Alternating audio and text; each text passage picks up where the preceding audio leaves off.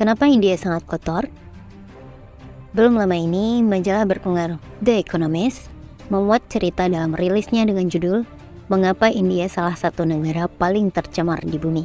Sejalan dengan itu, Economic Times juga hadir melalui judul lainnya, yakni India sangat kotor. Bahkan, menurut standar negara-negara miskin, memang terdengar tidak menyenangkan. Namun, demikianlah yang sebenarnya. Bahkan tanpa data ilmiah pun, negara Bollywood itu memang dikenal dengan lingkungan tak terawatnya. Meski demikian, tetap saja kita tidak boleh membicarakannya tanpa penjabaran yang dilengkapi data. Dan karena itulah, Sagai Sastra hadir melalui penjelasan berikut.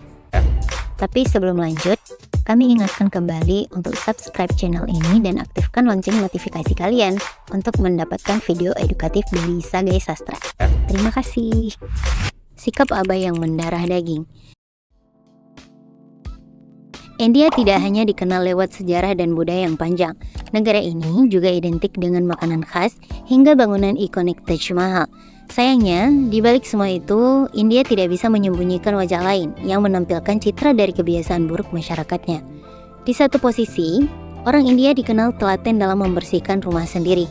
Namun, di sisi lain mereka seolah abai jika itu mencakup lingkungan yang lebih luas. Hal ini bisa dilihat dari banyaknya sampah yang mengotori jalan-jalan.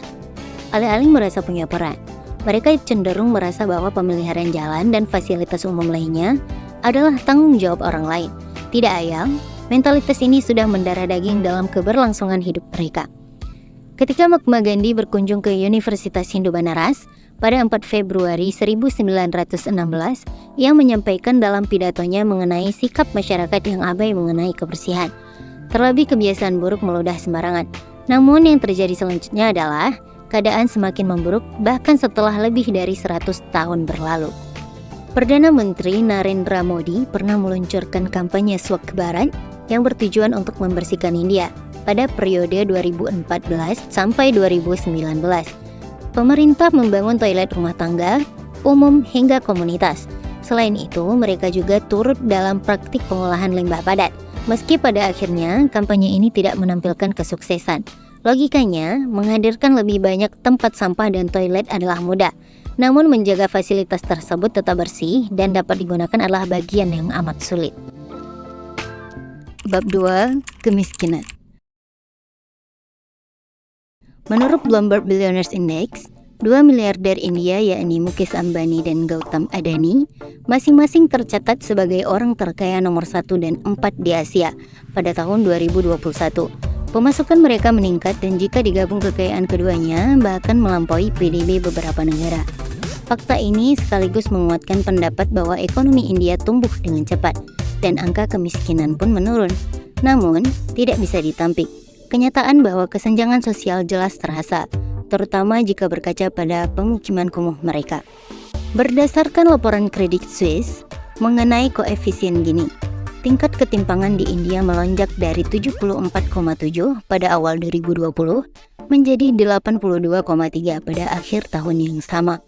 Meski menurun, bukan berarti jumlahnya otomatis berkurang dengan drastis. Terlebih saat pandemi, penduduk miskin di India diperkirakan bertambah 750 juta lebih karena resesi ekonomi.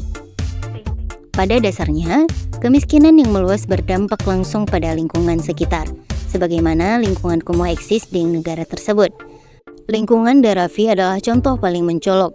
Wilayah kumuh terbesar dan terpadat di Asia ini terletak di tengah-tengah kota Mumbai. Mereka memiliki toilet umum dan keran air, tapi sanitasinya buruk dengan selokan terbuka di sepanjang gang. Diperkirakan hampir 1 juta orang hidup di toko dan rumah-rumah sepanjang jalan yang sempit dan tidak berujung. Sebuah situasi di mana sampah lebih mudah bertumpuk karena minimnya ruang kosong.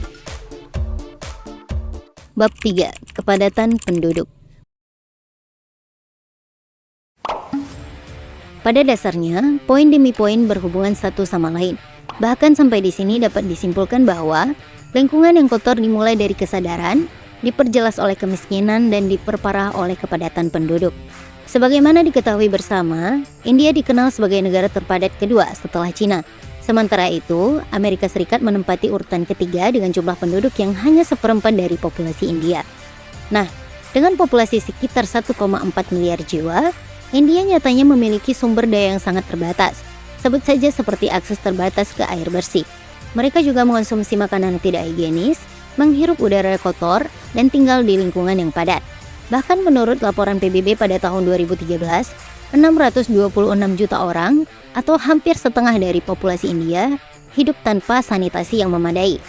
Dengan begitu, luas dan jumlah orang serta infrastruktur yang memadai adalah hal terbaik yang harus ditawarkan rumah agar nyaman dan mendukung kebutuhan mereka. Kemudian sampai di sini, sampah adalah konsekuensi yang tak terelakkan. Belum lagi adanya fakta bahwa banyak orang dari pedesaan yang bermigrasi ke kota-kota besar seperti Mumbai dan Delhi. Setiap tahun hal itu terus berulang, di mana mereka datang untuk mencari pekerjaan atau masa depan yang lebih baik. Tapi yang terjadi kemudian adalah mereka justru berakhir dengan tinggal di daerah yang kumuh, tempat tak layak huni yang dibangun dengan lembaran plastik dan batang bambu. Bab 4. Mentalitas ikut-ikutan. Menurut kalian, dari mana sih sebuah kesalahan termasuk fatal tapi tak disadari? Itulah ketika kesalahan tersebut berulang dan menjadi kebiasaan untuk selanjutnya dimaklumi. Nah, kurang lebih demikianlah kultur yang terjadi di India. Sebenarnya, bukan hanya di India, banyak tempat termasuk Indonesia pun kadang melakukan hal yang sama. Gambarannya kurang lebih seperti ini. Ketika sampah teronggok, maka yang lain juga akan menaruh sampahnya di sana. Tidak peduli ada tanda larangan, seolah-olah itu adalah kesalahan umum yang bisa dimaafkan. Tapi, itu hanya sebagian kecil. Lebih dari itu, masyarakat India juga menganggap kasta petugas kebersihan sebagai sesuatu yang kelasnya lebih di bawah. The Indian Express dalam tulisannya menyebut, ruang publik mereka memang dibiarkan sekotor mungkin, karena nantinya petugas kebersihan pasti akan datang. Dalam persepsi mereka, sebagaimanapun itu adalah pekerjaannya, dan ia telah dibayar untuk itu. Sehingga dari sinilah pola pikir sikap berhak membuang sampah sembarangan muncul, entah botol plastik, potongan kertas, atau apapun yang tidak dibutuhkan. Maka mereka akan membuangnya dimanapun dan kapanpun. Seluruh pembuangan di sepanjang jalan juga dimanfaatkan sebagai tempat sampah umum. Tidak peduli apakah saluran air tersumbat atau tidak. Toh, selama kotoran hilang dari rumah masing-masing, maka selebihnya akan menjadi urusan satu pihak. Bab 5. Kurangnya layanan pemerintah. Terdapat sebuah kutipan yang berbunyi, India sudah mengirim roket ke bulan, tapi sebagian besar populasinya masih belum mendapatkan pelayanan yang layak, termasuk perumahan dan sanitasi yang layak. Dari sini, kita bisa menghadirkan sebuah pertanyaan. Bagaimana sikap pemerintah dalam menangani masalah kebersihan di India? Sebagaimana dikutip dari The Citizen, bahwa hampir tidak mungkin menemukan trotoar di kota-kota India. Dan ketika ada beberapa, trotoar itu penuh dengan sampah dan basah oleh arsenik. Itu artinya, mereka membutuhkan lebih banyak tempat sampah dan toilet umum. Logikanya, tidak tersedianya tempat sampah di beberapa tempat, jelas memaksa masyarakat untuk membuang sampahnya sembarangan. Selain itu, sulitnya mengakses tempat sampah di tempat umum memperkuat fakta bahwa ini adalah sebuah situasi yang melanggengkan masalah. Karena itu, kurangnya layanan pemerintah menjadi salah satu faktor penting mengapa India dikenal dengan lingkungan kotor mereka. Kemudian, ketika pemerintah mengeluarkan program, namun tidak berhasil, sepertinya usaha harus lebih ditingkatkan. Tentu saja dengan kerjasama antara pemerintah dan masyarakatnya. Sebenarnya, ruang yang sempit pun tidak masalah, jika kesadaran akan pola hidup sehat tetap ada. Tapi mereka bisa apa jika akses hidup yang memadai pun jauh dari harapan? Situasi ini pun diperparah oleh sikap masyarakat pada umumnya. Namun, apapun itu, pemerintah harus mengambil peran. Kalaupun mereka sudah berusaha namun tak berdampak, bukankah mereka harus tetap menjalankan kewajiban? Menurut kalian, faktor manakah yang mengambil peran paling banyak terkait kotornya India ini? Sekian video kali ini, jangan lupa like, share, dan subscribe channel Selagi Sastra supaya kalian tidak ketinggalan video-video terbaru kami. Terima kasih telah menonton dan sampai jumpa di video berikutnya. Bye-bye!